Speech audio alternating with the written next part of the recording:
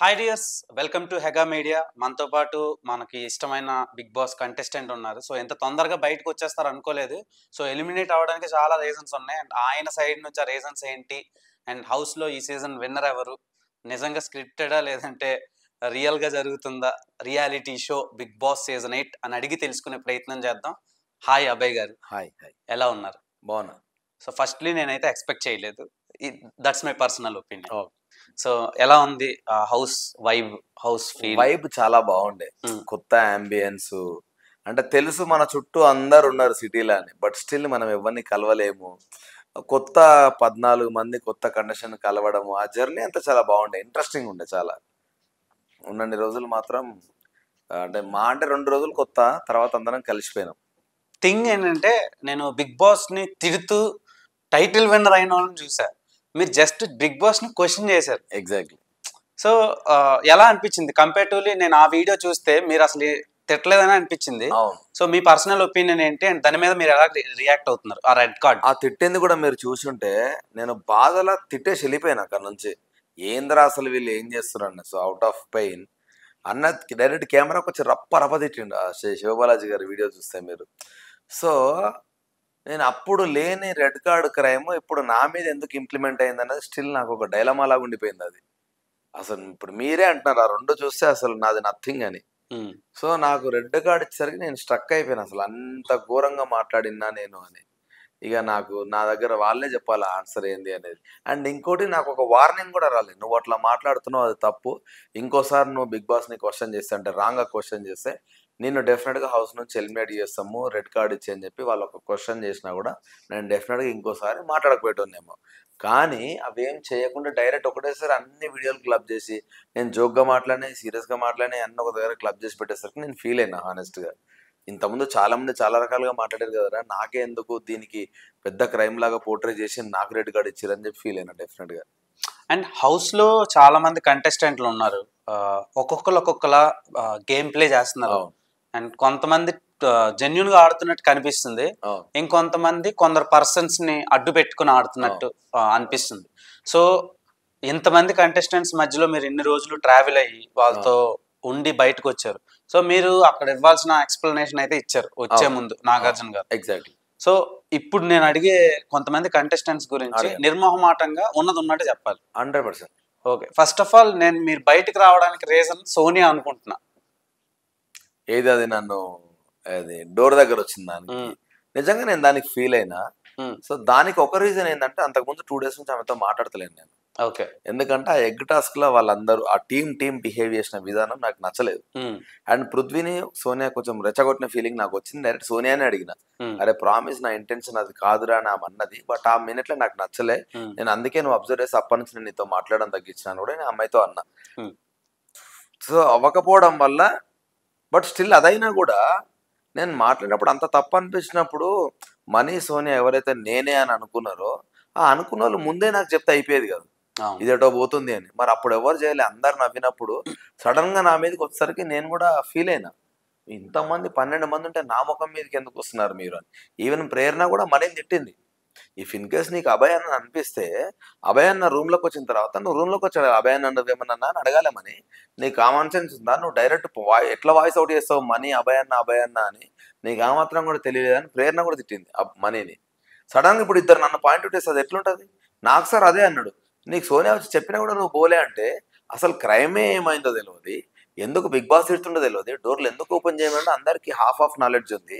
Sudden గా ఆమె వచ్చి నన్ను అంటే నేను ఎందుకు నాదే మిస్టేక్ అని చెప్పి ముందు కురుకుతా నాకు తెలియనప్పుడు. నేను ఇప్పుడు ఆడ నాకు సార్ దగ్గర బెండ్ అయినా నేను నిజంగా తప్పు చేసినాను నాకు తెలిసి కాన్షియస్లో వేసుంటే అక్కడ కూడా తప్పు నా sir, sorry sir Bigg Boss అని చెప్పేటోను నేను.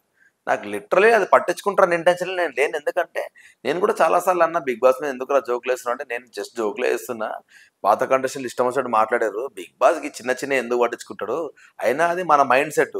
సో వీడి మైండ్ సెట్ ఇంతే, వీని గేమ్ అర్థమవుతలే అని చెప్పి నవ్వుకుంటారు తప్ప కానీ మనల్ని దీనికోసం ఎవడు పట్టించుకోవడం అని ఇంటెన్షన్ చాలాసార్లు మాకు డిస్కషన్ వచ్చింది. సడన్గా నేను ఒక్కసారి పాయింట్అవుట్ అయ్యేసరికి నేను ఫీల్ అయిపోయాను చాలా. అండ్ సీత, కిరాక్ సీతకి మీకు మధ్యలో ఒక గొడవ జరిగింది. అవును, దాని గురించి మీ ఒపీనియన్. అండ్ ఆడియన్స్ పోర్ట్రే అయింది వేరే. ఎగ్జాక్ట్లీ. ఆడియన్స్ కాదు, నా వైఫ్ నేను రాగానే నువ్వు ఎట్లా తిడతావు కిరాక్ సీతని, మహిళా సంఘాలందరూ నీ మీద సీరియస్ అయ్యారు, వాడు ఎట్లా అంటాడు ఒక అమ్మాయిని ఆడపిల్లని అట్లా ఎట్లా అంటాడు, ఆమె అన్న అన్న అంటుంటే అని చెప్పేసి చాలా సీరియస్ అయ్యారా, నాకు భయమైంది అని అన్నది.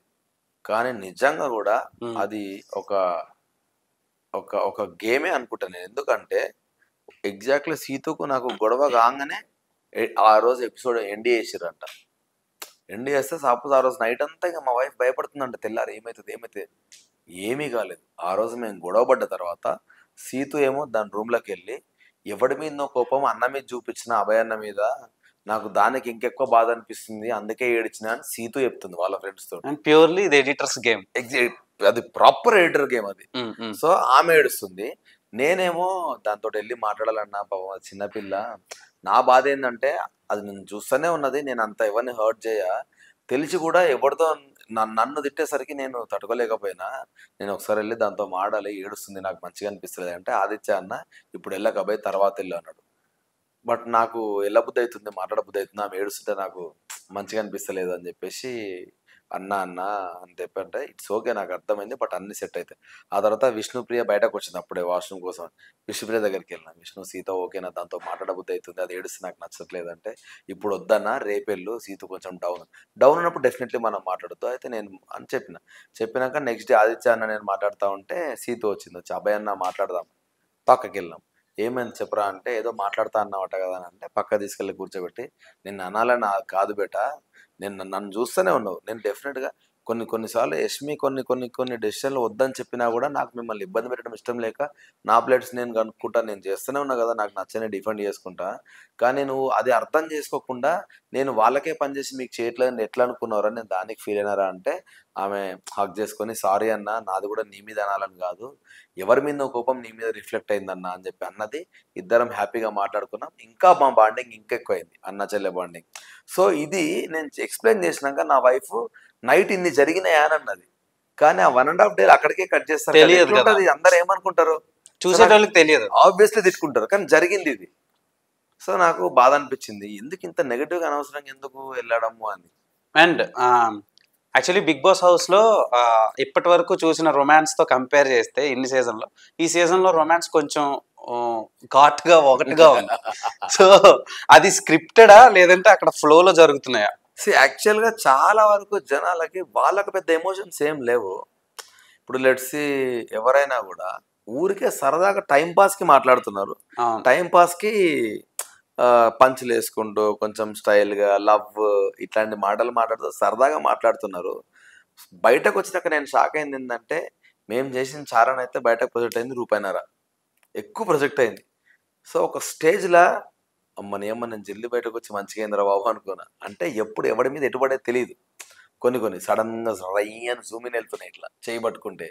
సో వాటికి నా దగ్గర ఎక్స్ప్లెనేషన్ కూడా లేవు. కొన్ని చూపిస్తే నేను ఆ పక్కకే ఉన్నా, ఇంత జరిగిందని నేనే షాక్ అయినా కొన్ని చూసి. సో దానికి నా దగ్గర అసలు సమాధానం లేదు. But nothing was intentional. నేను ఒకటే ఫీల్ అయింది ఏంటంటే, వాళ్ళు బయటకు వస్తే వాళ్ళు ఎట్లా రియాక్ట్ అవుతారని వెయిట్ చేస్తా ఉన్నా ఇంకా. అండ్ సోనియా, నిఖిల్, పృథ్వీ వీళ్ళ మధ్యలో ఒక ట్రయో నడుస్తుంది. అంటే ఆడియన్స్ ఫిక్స్ అయిపోయారు, ఫ్యాన్ పేజీలు పెట్టేశారు, రొమాంటిక్ సాంగ్ లేదేస్తున్నారు, వాళ్ళు జస్ట్ మాట్లాడుకునే సార్లు ఆ మాంటేజెస్ లో వెళ్ళిపోతున్నాయి. అంటే ఆడియన్స్ లో చాలా ప్యూర్ గా వెళ్ళిపోయింది వీళ్ళ ముగ్గురు మధ్యలో ఒకటి నడుస్తుంది అని. అండ్ వాళ్ళని వాడుకోవడానికి అలా చేస్తుందా అంటే మీ పర్సెప్షన్ నుంచి? సోనియా యాక్చువల్గా ఏం జరిగిందంటే, ఒకరోజు ఖాళీగా ఉన్నప్పుడు అందరం ఏం మాట్లాడుకున్నామంటే, ఎవరైనా ఒక మనిషికి ఇప్పుడు వాడిలో పాజిటివ్ ఏంది, వాడిలో నెగిటివ్ నువ్వేమనుకున్నావు అనేది చెప్పాలని మేము ఒక గేమ్ లాగా పెట్టుకున్నాం. సోఫాలో కూర్చొని ఒక్కొక్కరి గురించి మాట్లాడాలి. సో అది మేము ఎక్స్ప్లెయిన్ చేసుకున్నప్పుడు ఏం జరిగింది అని అంటే, నిఖిల్ మాట్లాడుతూ పృథ్వీ గాని గురించి చెబుతూ ఏడ్చేసిండు ఘోరంగా. ఏడ్చి, నాకు ఒక తమ్ముడు ఉన్నాడు, వాడు కూడా పృథ్వీ గాని లాగానే ఆవేశం వస్తే ఆగడు, వీని చూస్తే నాకు తమ్ముని చూసిన ఫీలింగే ఉంది, నాకు చాలా హ్యాపీ అనిపిస్తుంది, వాడి గురించి ఏడ్చిండు. నెక్స్ట్ పక్కన సోనియా ఉంది, ఇద్దరు మధ్యలో కూర్చున్నాడు నిఖిల్. సోనియా అనగానే ఇది నాకు అమ్మలాగా, ఇంకా అమ్మ గురించి ఏం మాట్లాడతామని నిఖిల్ అన్నాడు. అన్న తర్వాత ఆదిత్య అన్న వచ్చాడు. ఆదిత్య అన్న ఒక బిగ్ బ్రదరు, నిన్ను చూస్తే నీ స్ట్రిక్ట్ నువ్వు ఉండే విధానం చూస్తే నాకు ఒక ఫాదర్ లాగా గుర్తొస్తుంది. నాకు అందుకే హౌస్లో అందరూ ఎమోషనల్లీ కనెక్ట్ అయ్యారు. నైనిక నా చిన్న చెల్లె, అది చుట్కీ అని ఏమో పిలుస్తాడు దాన్ని. సో నా చిన్న చెల్లె అని నిఖిల్ గారు సోఫాలో మాట్లాడాడు. మేబీ ఇది బయటకు ప్లే అయ్యి ఉండదు, సో వాడు ఆల్రెడీ ఒకసారి చెప్పిండు కాబట్టి వాడు అదే ఇంటెన్షన్ లో వాడు తిరుగుతున్నాడు. నిఖిల్ పృథ్వీ అన్నదమ్ముల్లా తిరుగుతున్నారు. సోనియాను ఒక పెద్ద పెద్ద ఎల్డర్లీ ఫిగర్ లాగా చూసుకుంటూ తిరుగుతున్నారు. ఇవన్నీ బయటకు రాలేదు నాకు తెలిసి. ఎంతసేపు వాళ్ళు చేతులు పట్టుకున్నాయి, అవే ఇవే వచ్చాయి, చాలా పెద్దగా వెళ్ళిపోయినాయి అవి. చేతులు కాదు వేరేలాగా పోర్ట్రే కొన్ని నేను చూసిన. సో ఐ మీన్ నేను కూడా అంటే వాటికి స్పీచ్లెస్, ఇక నాకు సమాధానం ఏం లేదు, ఇక వాళ్ళే చెప్పుకోవాలి అవి.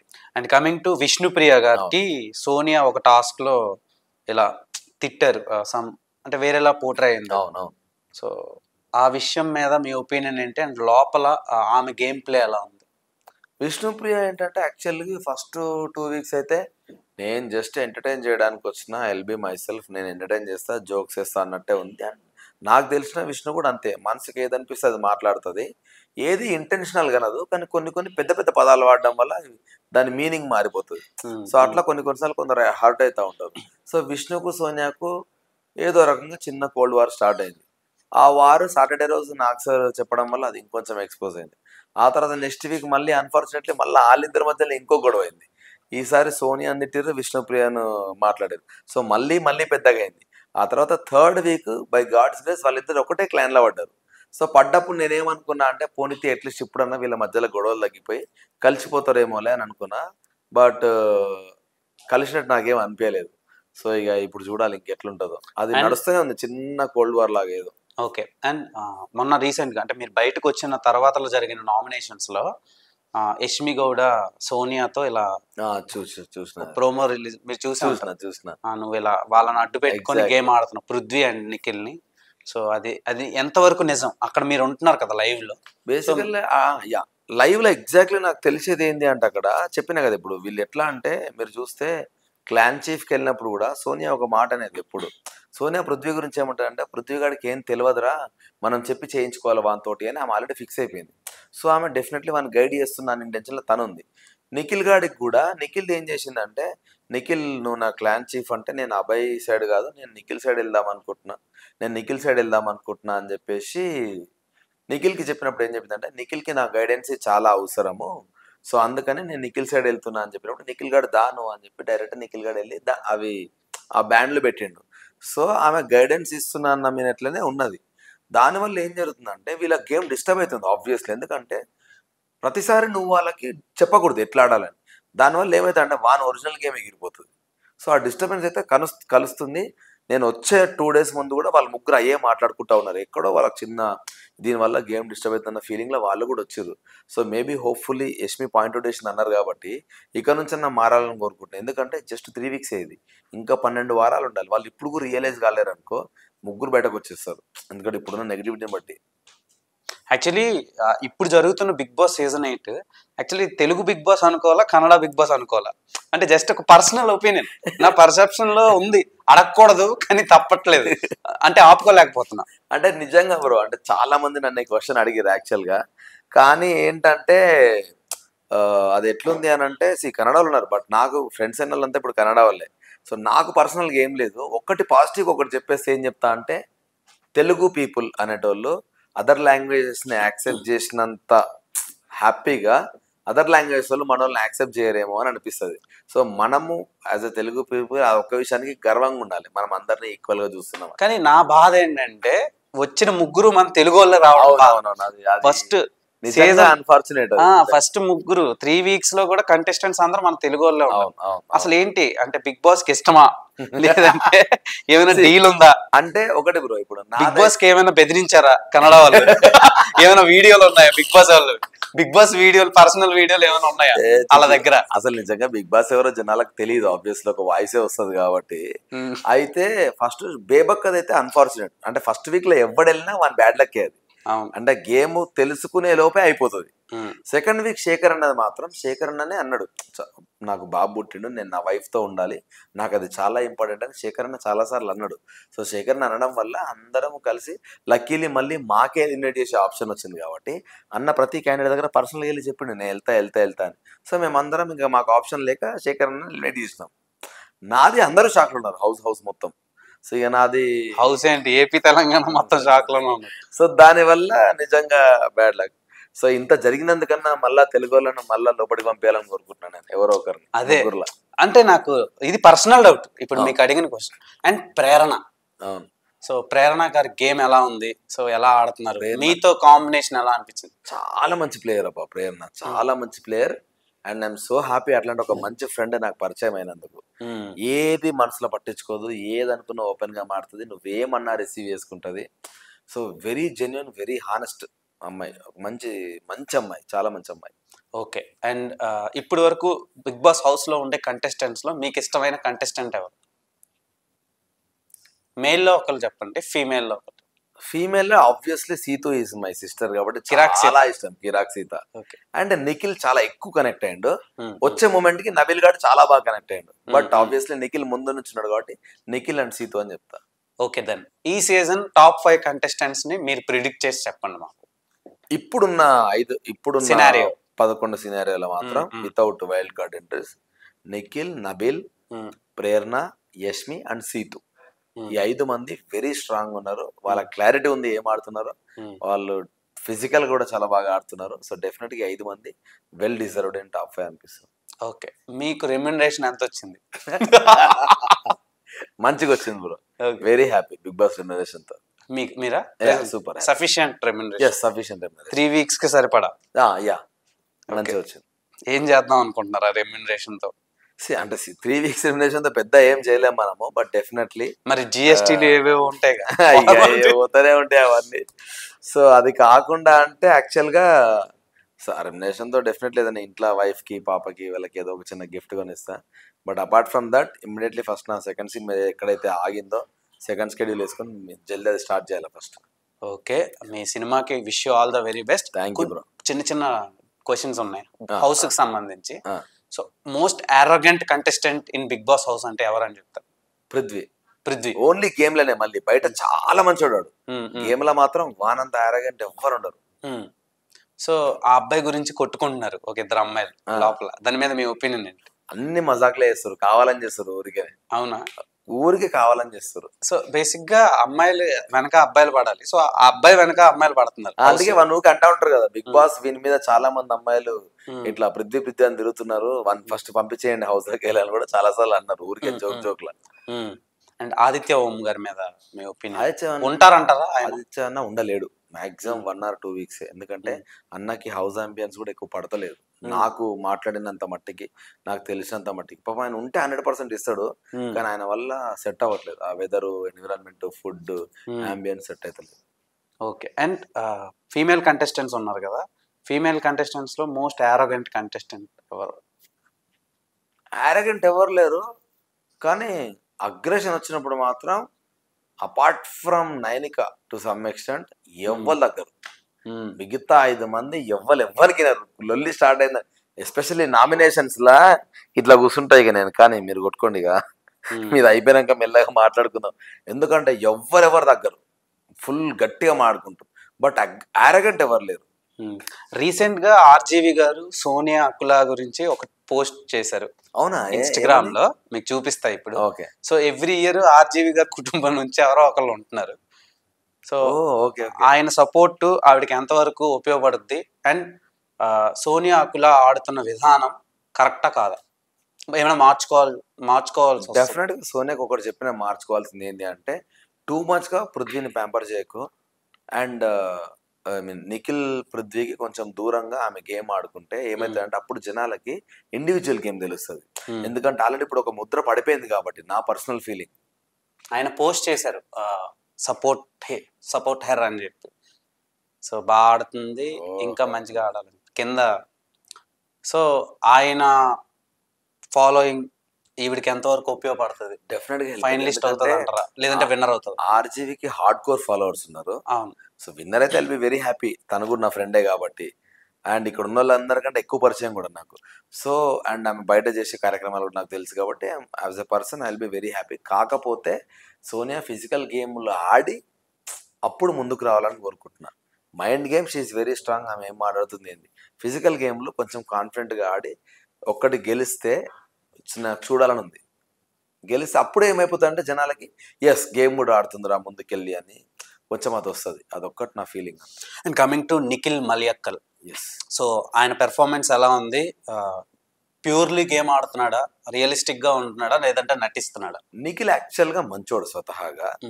నిఖిల్ డే 1 డే 2 1 గేమ్ 100% అయితే ఇప్పుడు నిఖిల్ 70% ఉన్నాడు. ఆ మిగతా 30% హౌస్ లో అందరితో ఒక బాండింగ్ ఏర్పడడం వల్ల ఎవరినంటే ఏం ఫీల్ అవుతారని పాపం వాన్లో వాడే నలిగిపోతా ఉంటాడు. నాకు అది బాధ అనిపిస్తుంది.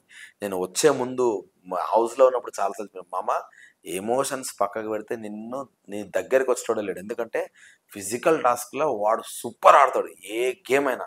అందులో హైట్ ఉన్నాడు, స్ట్రాంగ్ ఉన్నాడు, స్ట్రెంగ్త్ కూడా ఉన్నది కాబట్టి వాడిని ఎవడు ఆపలేడు ఫిజికల్ టాస్క్లో. And very matured candidate. కానీ జస్ట్ ఈ ఫ్యామిలీ ఎమోషన్స్ ఏవైతే ఉన్నాయో అవి వాడిని హోల్డ్ చేస్తున్నాయి, సప్రెస్ చేస్తున్నాయి. అది వదిలేస్తే నిఖిల్ డెఫినెట్గా టాప్లో ఉంటాడు. ఓకే. సో ఇప్పటి వరకు ఉండే కంటెస్టెంట్స్ అందరి గురించి మాట్లాడారు కదా. సో మీ పర్సనల్ ఒపీనియన్ ఏంటి? అంటే అందులో ఉండే ద బెస్ట్ కంటెస్టెంట్ ఎవరో ఒక ఇద్దరు ముగ్గురు ఉంటారు కదా మీకు అనిపించి హార్ట్కి.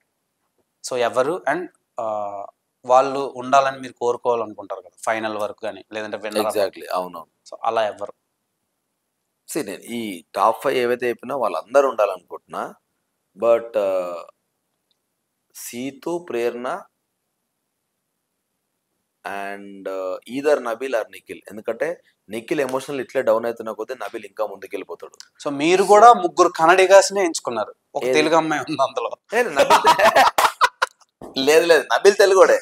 నబీల్ తెలుగు అతనే, సీతు తెలుగు అమ్మాయి. మిగతా ప్రేరణ చాలా బాగా ఆడుతుంది. సో అదే మన తెలుగు వాళ్ళు జబ్బది అంతే. అంటే వేరే దగ్గర నుంచి వచ్చిన మన అని ఓన్ మన ఉంటది ఆబ్వియస్. ఇప్పుడు నాకు అందరు మనలో ఉన్న ఫీలింగే ఉండిపోయింది. బయటకు వచ్చినాక ఇప్పుడు మీరు అన్నారు కదా, ఇవన్నీ చూస్తా ఉంటే అమ్మని అమ్మిని జరుగుతున్నాయని అనిపిస్తుంది. అంటే నా క్యాలిక్యులేషన్స్ కాదు, చాలా మంది ఆడియన్స్ మీరని అంటే నేను ఎందుకంటే బ్రో ఈ వచ్చిన 2 days నేను కూడా చూసిన మీమ్స్. సో అందుకనే మీరు అడగనే ఇమీడియట్లీ కనెక్ట్ అయ్యి నేను నవ్వేసిన. నాకేం చెప్పాలి, మణికంఠ గురించి మాట్లాడాలి. సో సో అంటే ఆయన్ని చాలా క్రింజ్ గా ట్రోల్ చేస్తున్నారు. ఏ టైంకి ఎలా ఉంటున్నాడో అర్థం కావట్లేదు హౌస్ లో. రెండోది అక్క అంటున్నాడు, వెళ్ళి హగ్ అడుగుతున్నాడు, రిఫ్రెష్ అయి ఫీల్ అవుతున్నాడు. సో నాకు నా ఫ్యామిలీ కావాలంటున్నాడు. సో రకరకాలుగా బిహేవ్ చేస్తున్నాడు. అంటే మెంటల్లీ చాలా స్ట్రెస్ లో ఉన్నట్టు ఆడియన్స్ కి అర్థం అవుతుంది. సో దాని మీద మీ ఒపీనియన్ ఏంటి? అసలు లోపల జరుగుతుంది ఏంటి? ఆయన కన్నింగ్ గేమరా లేదంటే అంటే మంచి గేమరా? ఇప్పటివరకు నాకు అర్థమైన దానివల్ల ఒకటే ఒక మాట చెప్తా బ్రో, హానెస్ట్ గా. మణికంఠ చాలా స్ట్రాటజికల్ గా మూవ్ చేస్తున్నాడు. కరెక్ట్ మూమెంట్లో ఎమోషనల్ క్వశ్చన్ తీసుకొస్తున్నాడు, కరెక్ట్ మూమెంట్లో అగ్రెసివ్ క్వశ్చన్ తీసుకొస్తున్నాడు. ప్రతి దాంట్లో వాడు ప్రజెన్స్ క్రియేట్ చేసుకునే ప్రయత్నం చేస్తున్నాడు. సో తను ఇంబ్యాలెన్స్ లేదు, మెంటల్ ఇంబ్యాలెన్స్ ఏవి లేవు. నాకు తెలిసి వాడు ప్రాపర్ స్ట్రాటజికల్ మూవ్స్ వెళ్తున్నాడు. So Manikanta kind of dangerous. ఎందుకనంటే వాడి ఫ్రెండ్గా ఉంటూనే రపక్మని నామినేట్ చేసేస్తాడు వాళ్ళకి అర్థం కూడా కాదు. ఇప్పుడు ఆ పాయింట్ ఎందుకంటున్నా అంటే హౌస్లో ప్రతి ఒక్కడు మణికంఠతో ఏదైనా మాట్లాడాలంటే కూడా భయపడుతున్నారు. ఎందుకంటే ప్రేరణ విష్ణు ఇష్యూ కావచ్చు, ప్రేరణ ఇష్యూ విష్ణుది ఆ దోష ఇష్యూ అయినాక నాతో ఒక 3-4 అన్నారు, మధ్యలో మణికంఠున్నాడంటే వాడు ఏదో పుల్ల పెట్టి ఉంటాడని. ఇదే మాట అన్నారు, డైరెక్ట్ అన్నారు. ఆ కంటెంట్ తెలియదు కూడా ఎవరికి, తెలియకుండానే అన్నారు. అన్న తర్వాత నాకు సార్ ఎపిసోడ్ చూపించినాక అదే జరిగింది. సో చాలా మందికి అదే ఒపీనియన్ ఉన్నది. అంటే స్ట్రాటజికల్ మూవ్ నువ్వు టు సమ్ ఎక్స్టెంట్ చేస్తావు బ్రో. నువ్వు ప్రచార ఎమోషనల్ క్వశ్చన్ తీసుకొస్తే ఎవ్వడు నమ్మడు. పులిమేక సామెత లాగా అవుతుంది. సో అది వాడికే రివర్స్ కొడుతుంది ఏదో ఒక రోజు. సో ఇప్పుడు మణికంఠ గురించి నేను ఎందుకు మాట్లాడాను, నాకు ఫస్ట్ నేను అటెన్షన్ పే చేసింది ఆయన విగ్ తీసే. సో ఆ విగ్ తీసే టైంకి మీరు ఎలా రియాక్ట్ అయ్యారు? లోపల కంటెస్టెంట్స్ రియాక్షన్ ఏంటి? యాక్చువల్గా అది ఎక్కడ చేసిండో నాకు గుర్తులేదు, కానీ నాకు గుర్తున్నంత మట్టికి అంటే బెడ్ మీద చూపించారు. ఆ తర్వాత నేను తిట్టిన రోజే, నేను నామినేట్ చేసిన రోజే, ఫస్ట్ డే 1 ఓవర్ ఎమోషనల్ చేస్తున్నాయి, ఒడిగోవాలి నీ ఫ్లాష్ బ్యాక్ అని నేను మాట్లాడినప్పుడు ఘోరంగా ఫీల్ అయ్యిండు. తర్వాత రియలైజ్ అయ్యి సారీ అన్న మీరు కరెక్ట్ మాట్లాడారు అన్నాడు. ఆ తర్వాత ఫీల్ అయ్యింది. అంత అయిపోయినాక సోఫా దగ్గర నేను ఎవరితోటో మాట్లాడి ఇటు తిరిగిన. నిఖిల్ గాడు వాడు ఏడ్చుకుంటే ప్రేరణతోటో ఎవరితోటో మాట్లాడుతున్నాడు. ఏదో చేంజ్ ఉన్నది వీళ్ళ అని చూస్తున్నాడు. నాకు అర్థం కాలేదు. అది జస్ట్ 3rd డే. ఏం చేంజ్ ఉంది వీళ్ళ అన్నప్పుడు హే బిట్టు తీస్తావా అని విష్ణు ఎవరు అన్నారు. మరి అమ్మ వీడు బిట్టు పెడతాడా అనుకున్నా. అనగానే విష్ణు ఇమ్మీడియట్లీ అరే భలే మేనేజ్ చేస్తున్నావు నువ్వు బిట్టు అని అన్నది. అనగానే ఫుల్ ఏడ్చుకుంటా ఇక నేను ఇదేదో మాట్లాడు. ఆ తర్వాత నుంచి ఇంకా మాకు అందరికి చూపించడం స్టార్ట్ చేసినాడు. అసలు వారు ఘోరంగా నవ్వుకున్నాంలే. అంటే నా పాయింట్ ఏముండే అంటే ఎందుకు అంత అవసరం లేదని, కానీ వాడు దాన్ని కూడా స్ట్రాటజీగా వాడినట్టు అనిపించింది. ఇప్పుడు నాకు బయట వచ్చిన మీమ్స్ చూస్తే ఇప్పుడు నువ్వు ఎంత ప్యూర్ ఉన్నా దీనికంటే ప్యూర్ ఉన్నాను అన్నా అని చెప్పాను. అదేదో విక్రమార్కుల నా బాల్యం చెప్పు అది అట్లనే అనిపించింది నాకు. అవునవును. సో అండ్ ఇంకోటి అది నిజంగా హానెస్ట్ కన్నా ఇప్పుడు వాడు చేసిన ఈ మిస్టేక్స్ అనేటి వల్ల నాకు అది కూడా హానెస్టీ అనిపిస్తలేదు. ఆబ్వియస్లీ అంతే కదా, నమ్మకం కోల్పోతే కష్టం అది. సో అది ఇంత దాని స్కిట్ వేసి అంత పాపులర్ అయింది అనుకోలే నేను. ఎవరెవరో జోకులు వేస్తారు దాని మీద. సో బేబక్ గురించి అడగాలి. సో ఫస్ట్ వీక్ ఎలిమినేట్ అయిపోయారు పాపం. సో ఆవిడ మీద ఏంటి ఒపీనియన్? అంటే చాలా కాన్ఫిడెంట్ గా లోపలికి వెళ్ళారు. అక్క చాలా కాన్ఫిడెంట్ గా వచ్చింది. అన్ఫార్చునేట్లీ డే 1 నుంచి ఆమె టార్గెట్ అవుతూ వచ్చిన తర్వాత స్లోగా యాక్చువల్గా అక్కకు నాకు కొంచెం అక్క అక్క అని కూడా మంచిగా మాట్లాడుతూనే ఉన్నాము. ఆ ఉన్న 1 వీక్లో చాలా రప్చర్లు జరిగినాయి గేమ్ గురించి, దాని గురించి. ఒక సర్టెన్ స్టేజ్లో అక్క మేము నార్మల్గా గుసగుసలు ఆడుకుంటా కూడా చాలా గుసగుసలే గున్నా మా ఇల్లు అనుకుంటా నన్ను చూసుకుంటా చాలా మంది ఇట్లా లోపల మాట్లాడుకుంటున్నారు, చెప్తా అందరి సంగతి చెప్తా అనుకుంటా. అక్క అంటే నేను షాక్ అయినా, నన్ను ఎందుకు టార్గెట్ చేస్తుంది అని ఫీల్ అయినా. సో అక్కడ ఏదో చిన్న రప్చర్ జరిగింది తెలియకుండానే, దానివల్ల అక్క ఫీల్ అయింది. కానీ అది రియలైజ్ అయ్యి అనలైజ్ చేసుకొని కొంచెం స్ట్రాంగ్ మూమెంట్ అయిపోయిన ఆమెను పంపించేసి. సో ఆమెకు స్పేస్ ఎస్టాబ్లిష్మెంట్ కాకముందే నిజంగా ఫస్ట్ వీక్ ఎవడెళ్ళినా పాపం వాళ్ళ బాధ అదే, ఎస్టాబ్లిష్ అయ్యేలోపు వెళ్ళిపోయారు. కానీ ఆ టైంలో పృథ్వీ ఇవ్వడం అనేది పెద్ద మిరాకిల్. సో బిగ్ బాస్ లో పాస్ట్ 3-4 సీజన్స్ నుంచి వైల్డ్ కార్డ్ నడుస్తా ఉంది. అవును ఫస్ట్ నుంచి నడుస్తుంది. ఎగ్జాక్ట్లీ. సో వైల్డ్ కార్డ్ లో మళ్ళా మీకు ఆప్షన్ వస్తే, మీకు ఒక ఎంట్రీ మళ్ళా వస్తే మీరు వెళ్తారా? డెఫినెట్గా వెళ్తా. అంటే ఇప్పుడు నేను బయటకు వచ్చిన తర్వాత నాకు జనాలు ఎవరైతే నన్ను ఉన్నారో, నువ్వు ఇప్పుడే రావాల్సిన క్యాండిడేట్ కాదురా అంటే నువ్వు ఉంటావు అనుకున్నాను అందరు అనుకున్నప్పుడు, ఈసారి నాకు ఆప్షన్ వస్తే డెఫినెట్గా వాళ్ళ నమ్మకాన్ని నిజం చేయాలన్న హానెస్టీ అయితే అదైతే నాకుంది. సో ఏదైతే జరిగిందో దాన్ని క్రాస్ చేసేసి డెఫినెట్గా అది మళ్ళీ రిపీట్ అవ్వకుండా చూసుకొని డెఫినెట్గా ఫినాలే దాకా గట్టిగా ఉండాలని అనుకుంటున్నా. బట్ అది నా చేతిలో అయితే లేదు. ఉంటే కనుక డెఫినెట్గా వెళ్తా, కన్ఫర్మ్గా వెళ్తా. Okay bro, I hope and I wish you all the very good luck and success in your further projects. Thanks for giving your precious time. Thank you bro, thank you. So చూసారు కదా, మనతో పాటు అభయ్ నవీన్ గారి exclusive chit chat after eliminating Bigg Boss season 8. So మరిన్ని more interesting వీడియోస్తో మిమ్మల్ని entertain చేయడానికి maximum try చేస్తా. Until then keep watching our channel. Please do like, share, comment and subscribe to our channel. Signing off, Dev Tompala. Stay tuned.